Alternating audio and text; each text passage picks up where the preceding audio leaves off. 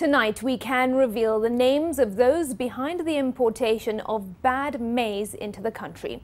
Now, according to documents seen by NTV, General Cargo Services Limited in Mombasa, along with Mahindra and Mahindra South Africa Limited, imported and cleared over 100,000 bags of bad maize that was seized in Changamwe, Mombasa on Thursday.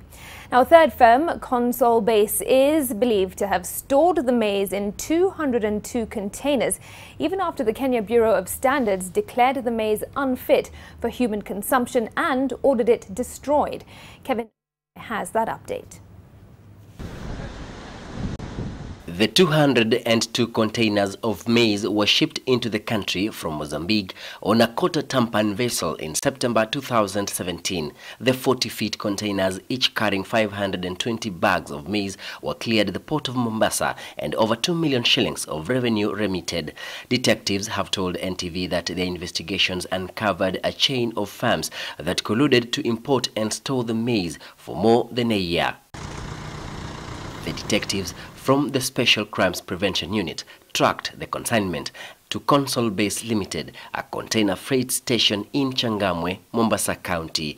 Sources further indicate that the grain was to be sold at a throwaway price and that the owner was in negotiations with two local millers. A 90 kg bag of the grain was to be sold at 1,000 shillings. The Kenya Bureau of Standards tested the grain and confirmed that it was indeed unfit for human consumption after the results showed that the maize had aflatoxin. NTV was unable to get comments from the clearing agent, Kirti Shah, who locked himself inside his General Cargo Services Limited office for several hours. Police in Changamwe, stationed approximately 400 meters from the Consolbase Limited's container freight station where the containers have been stored, have also been put on the spot for not destroying the maize despite having the information that there were plans to sneak the maize into the market. Officers from the Special Crimes Prevention Unit are still on the trail of individuals believed to have been working on plans to sell the bad maize.